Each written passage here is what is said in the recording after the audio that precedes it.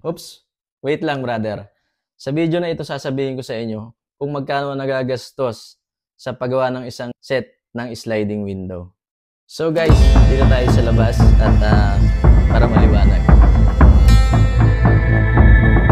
Yung sasabihin ko na rin sa inyo guys kung ano yung mga materyales na kailanganin nyo sa paggawa ng sliding window.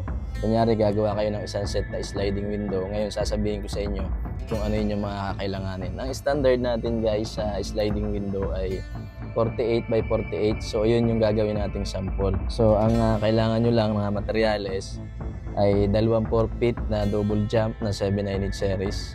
Yung 7/9 series guys yung gagawin niyo. So 24 feet na double jump, yun yung sa side na nilalagay. 4 feet na double seal, 4 feet na double head. So ayan, makakabuo na kayo ng frame ng 7/9 series na sliding window. So kailanganin nyo rin ng panel kasi dalawahan siya. Tama-tama yung tanong ni Sir, magkano daw yung nagagastos sa dalawang panel na sliding window. So isang set siya, dalawang panel.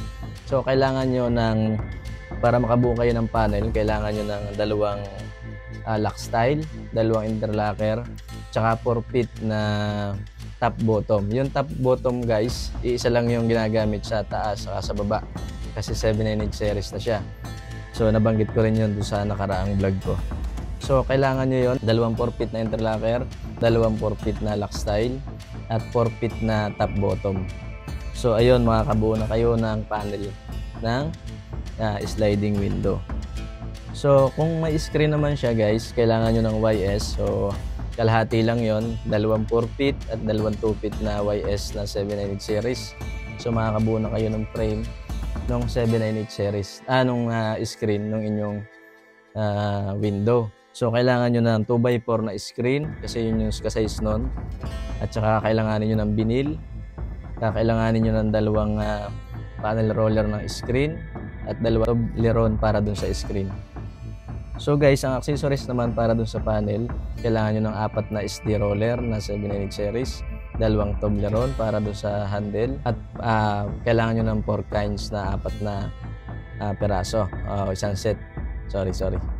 So yun yung kakailanganin nyo dun sa paggawa ng sliding window. So kailangan nyo din ng 4 feet by 4 feet na glass.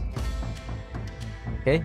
So yun yung mga materialis na kailanganin nyo guys para makabuo kayo ng sliding window. So ngayon naman, alamin natin yung mga presyo ng bawat isa. Para mabili nyo, kunyari gagawa kayo ng isang piraso, so bibili nyo lang siya ay cut size. So bibigyan kayo ng mga sample na presyo ng bawat isa. So guys, yung kasi meron akong note dito, sabihin ko na lang sa inyo, nilista ko na to. So guys, ay yung mga natin, yung frame, yung double seal, mabibili siya ng 190. Base lang to dito sa supply namin kasi meron kami ditong mga tinda dito sa supply. At yung head ay 170. Yung jam 150, mabibili nyo yan ng bali dalawa, di 300. So yung lock style, mabibili nyo ng isa 190 times 2. Tapos interlocker ay 180 times 2. Tapos yung inyong top bottom, yung 4 feet, mabibili nyo siya ng 190. So yun namang pang screen nyo, yung YS, mabibili nyo siya ng 150.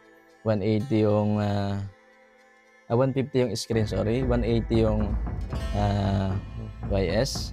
Tapos yung inyong roller at saka Toblerone ay 24 yung Toblerone. So guys, yun yung mga sample price. Kung kaya kong ilagay dito sa gilid nitong video yung bawat presyo niya, so subukan natin. Pero at least nabanggit ko sa inyo, kung hindi ko man nailagay, ulitin nyo na lang dito sa video natin. So guys, yun yung ngayon, ang pinakang total niya, kung halimbawa wala siyang screen, nakakwenta ko kanina, pag wala siyang screen guys, hindi kasama yung screen, yung magagamit ng materialis, ang halaga niya ay nasa 2299. So guys, 2299 yung magagamit nyo dun sa isang set. Ang presyohan naman ngayon yan guys ay depende na sa inyo. Ang bigay namin dito isang set ay 42 o 4,000 hanggang 42. Tapos pagka mayroong ibang klase, iba-iba yun guys. Ngayon, pag may hamba siya, saka siya nagmamahala. 4.5 hanggang 4.8 yung bigay natin. So, pag may screen naman siya, tapos jam lang, magagamit nyo dito guys ay nasa 2,599. Kasama na lahat ng materialis na magagamit nyo sa screen guys, kasama yung screen, 2,599. So, pag may screen naman guys, yung isang set na 4x4, nasa 4.5 yun. Ganun siya ang presyohan natin. Nasa 4.5 yung isang set. Ngayon, pagka may hamba siya, nasa 4.8 to 5,000, gano'n. Yun, ganun guys yung mga presyohan ng ating sliding window na 798 series. Yan, tama-tama. At least ito, kompleto na ito dito sa video na ito. Yung nagsiser, yung nagtanong, at least nabanggit na rin natin yung mga materyales. Makukumpleto na niya yung kanyang kailangan. So yun lang guys, at dun sa mga gustong may mga tanong po kayo, pwede kong sagutin yan, i-message nyo lang po dito sa comment section nung video natin at susubukan natin, bibigyan natin yan ng time para ma-video natin. So guys, dun pa sa hindi nakasubscribe po, please subscribe at para makita nyo yung mga video natin ng mga ginagawa. So yun lang, maraming salamat po. At thank you sir sa inyong message, at least nabigyan natin ng time ngayong araw. So yun lang po, maraming salamat po. Bye-bye.